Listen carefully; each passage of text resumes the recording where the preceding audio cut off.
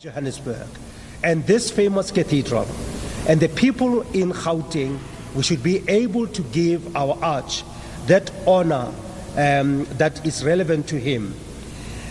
So therefore, I will now, without a waste of time, would like to hand over to Mayor Palazzi to give us her message.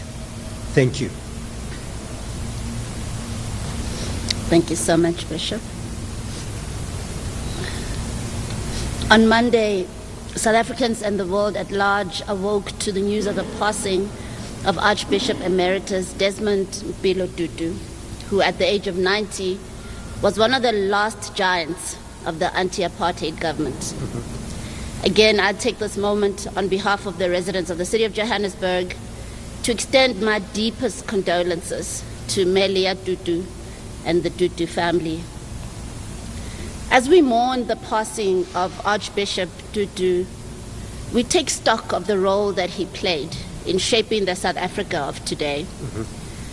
At a crucial moment in our history, when we needed men and women of great courage and fortitude to take us to the promised land of freedom, Archbishop Tutu stood front and center in the struggle for human rights.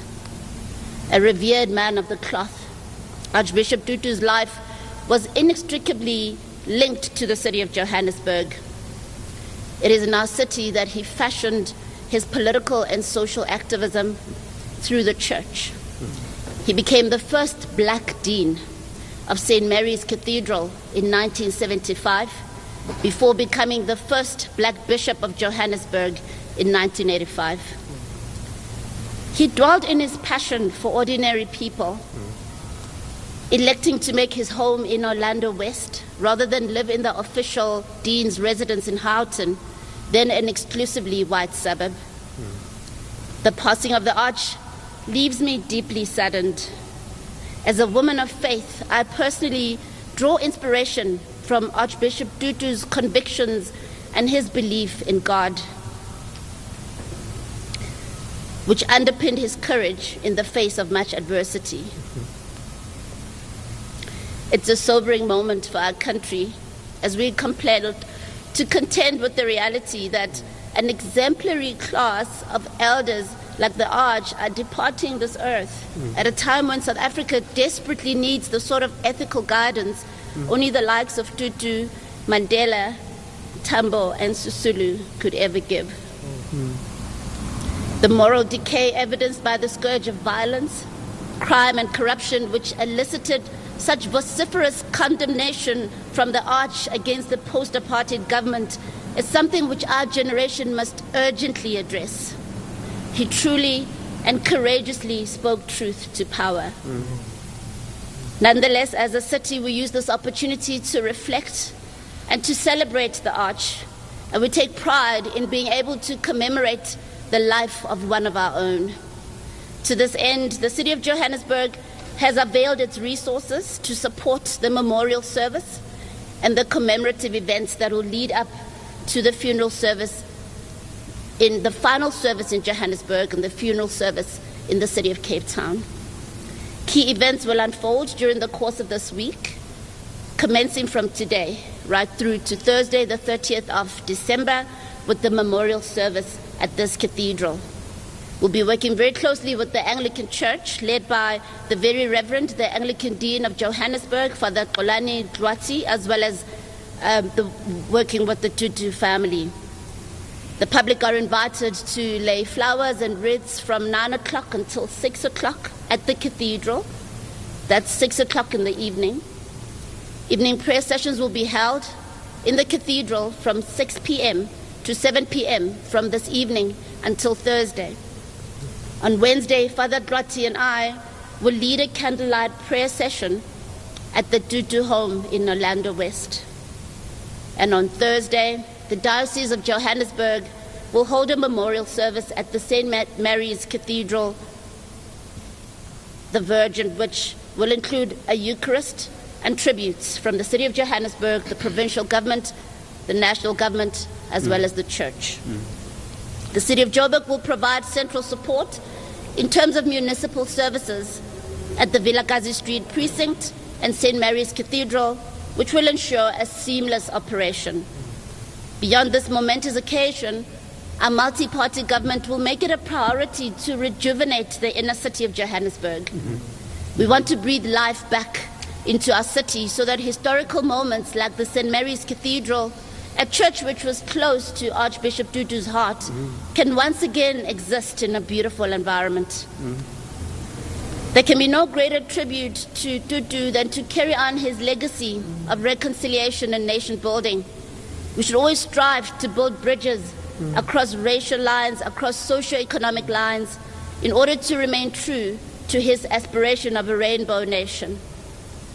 Archbishop Emeritus Tutu, I pray that your legacy will live on in our generation and beyond, and I pray that your precious soul will rest in eternal peace.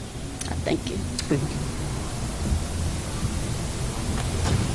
Thank you, Executive Mayor. Ladies and gentlemen, those were the reflections by the Executive Mayor on the life of the Archbishop as the resident of the City of Johannesburg.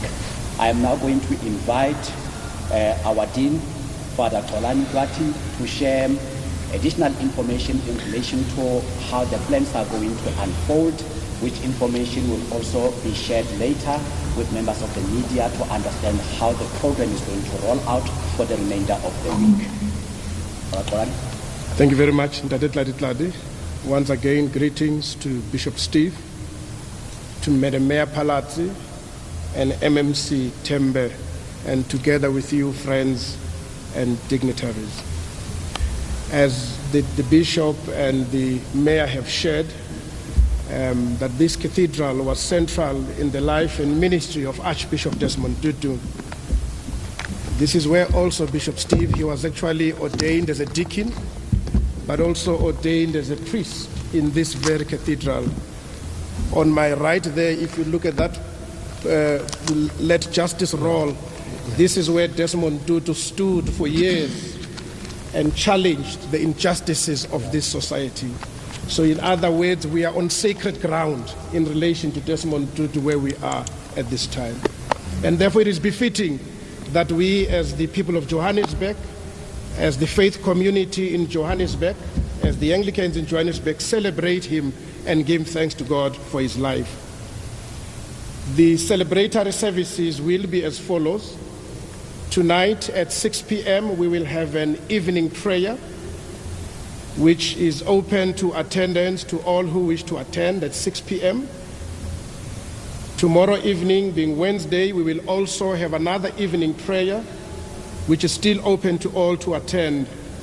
And the essence of these offices, Bishop Steve, is that prayer and evening song was central to the life of Desmond Tutu. Big time. You know, Eucharist and morning and evening prayer, that's what he used to share and said gave him the strength in order to be able to continue. And that is why we begin this week with those two solemn prayer meetings to remember him.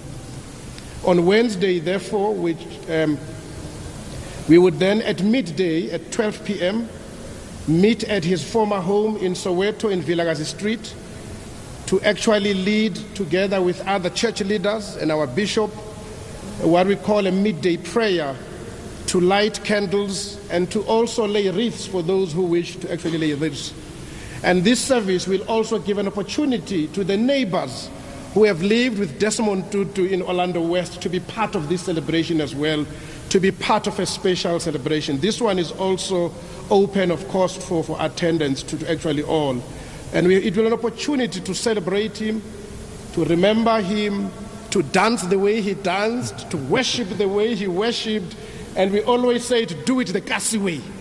You know, it's going to be a vibrant service. And therefore, it will be at 12 midday tomorrow next to his Soweto, former Soweto house. On Thursday, we'll culminate to the memorial requiem, which will be here at the St. Mary's Cathedral, which will start at 11 a.m. in the morning. And those who are attending are please urged to be seated by 11:30 so that we may ensure that the necessary logistical arrangements are actually attended to. We urge all who would wish to attend to not to come and try to park at St. Mary's Cathedral, to all go to the Metro Center in Bramfontein which is the headquarters of the City of Johannesburg, you will be accommodated there with parking, and therefore you will be provided with a shuttle service to and from attending this memorial service at the cathedral. Once again, we urge with you, do not try to park in the city. It will be more comfortable and easy to park at the Metro Center. So that will be tomorrow as well as we celebrate. And Bishop Steve will be leading the service on Thursday here, and Dr. Frank Chikane will be the one who gives us the sermon for the day, as the one who really worked with Archbishop Desmond Tutu even during the SABC times, even during the struggle. So the emphasis is to make it an ecumenical or an interfaith worship service as much as it can. And then on Friday in the morning, we will end with the Thanksgiving Vigil, which will be done at Holy Cross in Orlando, which is a church near his home, where he also used to frequently visit whenever he's back home and actually worship there. That one will be on Friday at 9 a.m. And from the Johannesburg perspective, that will be the last service to allow then the Cape Town events to unfold and continue. As we all know, the funeral therefore in Cape Town will be on Saturday, on New Year's Day at the St. George's Cathedral. Thank you, but I think I'll end here unless there are questions. And maybe we can ask MMC Tembe to reflect on the security aspects of these services so that we are all on board. Indeed, Brother MMC. Thank you very much. As the City of Johannesburg will... Okay.